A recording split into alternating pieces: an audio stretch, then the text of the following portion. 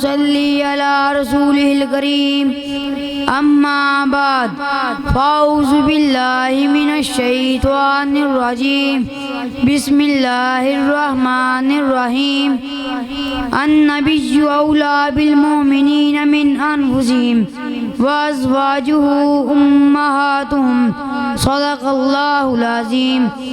محمد کی محبت و غلامی، محمد کی محبت و غلامی بڑا سلا دے گی، گلاب کی طرح چہرہ کھلا دے گی۔ مت چھوڑنا کبھی دامن مصطفیٰ کا، یہ محبت تمہیں اللہ سے ملا دے گی۔ یا رب ایسی دے محبت نبی پاک کی، رہے نہ باقی دل میں الفت اور ذات کی۔ میرے واجب الاحترام معزز سامعین گرامی، السلام علیکم ورحمۃ اللہ وبرکاتہ۔ آج میں آپ لوگوں کے سامنے رسول اللہ صلی اللہ علیہ وآلہ وسلم کی محبت کے بارے میں کچھ عرض کرنا چاہتا ہوں۔ دعا کرے اللہ تعالیٰ ہم سب کو رسول اللہ صلی اللہ علیہ وسلم کی سچی محبت نصیب عطا فرمائیں۔ سامعین گرامی، لوگوں میں یہ بات کہی جاتی ہے کہ جو لوگ کسی سے دلی محبت کرتے ہیں تو اس کے 3 بڑے اسباب ہوتے ہیں۔ پہلا یہ ہے کہ اس کے کمال کی وجہ سے اس سے محبت کی جاتی ہے، دوسرا یہ ہے کہ اس کے جمال کی وجہ سے اس سے محبت کی جاتی ہے، تیسرا یہ ہے کہ اس کے احسان اور اچھائیوں کی وجہ سے محبت کی جاتی ہے۔ میرے دوستوں، ہزاروں لوگ ایسے گزرے ہیں جن کو ہم نے دیکھا نہیں، لیکن ان کے کمال کی وجہ سے ان کی تعریف کرتے ہیں اور ان سے محبت رکھتے ہیں۔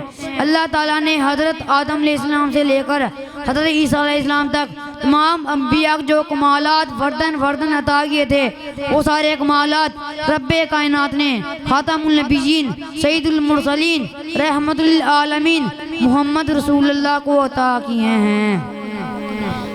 میرے واجب الاحترام دوستو، حضرت آدم علیہ السلام میں خلق کا کمال تھا، حضرت شیخ علیہ السلام میں معرفت کا کمال تھا، حضرت نوح علیہ السلام میں جوش تبلیغ کا کمال تھا، حضرت موسیٰ علیہ السلام میں جلالیت کا کمال تھا، حضرت داؤد علیہ السلام میں آواز کا کمال تھا، حضرت ایوب علیہ السلام میں صبر کا کمال تھا، حضرت یوسف علیہ السلام میں حسن کا کمال تھا، حضرت عیسیٰ علیہ السلام میں زہد کا کمال تھا۔ میرے دوستو، یہ سب کمالات جو تمام انبیاء میں فردن موجود تھے، یہ سب کمالات اکیلے میرے نبی میں بدرجہ اتم پائے جاتے تھے۔ حضرت نانوتوی رحمت اللہ فرماتے ہیں، جہاں کے سارے کمالات ایک تجھ میں ہیں، جہاں کے سارے کمالات ایک تجھ میں ہیں، تیرے کمالات کسی میں نہیں مگر 2-4۔ بعض لوگ کسی سے اس کے حسن و جمال کی وجہ سے محبت کرتے ہیں، تو ہم اپنے پیغمبر سے کیوں نہ کریں جس کے اندر حسن و جمال بدرجہ اتم پائے جاتے تھے۔ سامعین گرامی، آؤ دیکھیں کہ صحابہ کرام رسول اللہ کے محبت کے بارے میں کیا کہتے ہیں۔ حضرت جابر فرماتے ہیں، ایک رات میں محبوب کے ساتھ مسجد نبوی میں بیٹھا ہوا تھا کہ 14ویں رات کا چاند خوب روشن تھا۔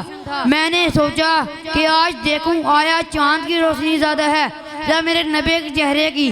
فرماتے ہیں کہ ایک نظر چاند کو دیکھا، ایک نظر نبی کے چہرے کو، ایک نظر چاند کو دیکھا، ایک نظر نبی کے چہرے کو، تو بعد میں اس نتیجے پر پہنچا کہ چاند کے چہرے پر چاندیاں ہے اور میری حبیب کا چہرہ صاف اور روشن ہے۔ تبھی تو شاعر کہتا ہے، چاند سے تشبیہ دینا یہ بھی کوئی انصاف ہے، چاند سے تشبیہ دینا یہ بھی کوئی انصاف ہے، چاند کے چہرے پر نشانیاں مدنی کا چہرہ صاف ہے۔ کہا جاتا کہ سیدنا یوسف کے حسن کو دیکھ کر مصر کی عورتوں نے اپنے ہار کاٹ لیے، مگر جن پاکیزہ انسانوں نے سرور عالم علیہ السلام کے حسن و جمال کو دیکھا، انہوں نے اپنی گردنیں کٹوا دی۔ اگر حسن و جمال محبت کا سبب ہے تو آپ حسن و جمال کے عظیم ترین شاہکار ہیں، لہذا آپ سے بے انتہا محبت کرنی چاہیے۔ انسان کی فطرت ہے کہ وہ اپنے محسن سے محبت کرتا ہے۔ دنیا میں کوئی تو صرف اپنی اولاد پر احسان کرتا ہے، کوئی تو صرف اپنے دوستوں پر احسان کرتا ہے، کسی کا احسان ایک فرد پر ہوتا ہے، کچھ خاص طبقے پر احسان کرتا ہے، مگر آپ چونکہ رحمت للعالمین تھے، آپ کے احسانات بھی ہر طبقے پر فرد بشر پر ہیں۔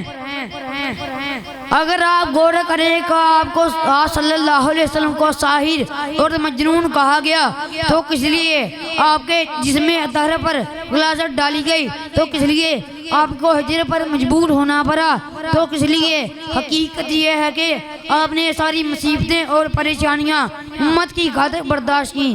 آپ کی خواہش نہ مال کی تھی، نہ عہدہ اور منصب کی، بلکہ آپ کی خواہش تھی تو صرف یہ تھی کہ انسان جہنم کا ایندھن بننے سے بچ کر جنت کا حقدار بن جائے۔ جس پیغمبر نے ہمارے لیے اتنی تکالیف برداشت کی کہ اس پیغمبر کا یہ حق نہیں ایسے دلی محبت کی جائے۔ میں اس شعر پر اپنی تقریر ختم کروں گا۔ محمد کی غلامی دین حق کی شرط اول ہے، محمد کی غلامی دین حق کی شرط اول ہے، اگر اسی میں کوئی خامی ہو تو سب کچھ نامکمل ہے۔ وما علینا الا البلاغ المبین۔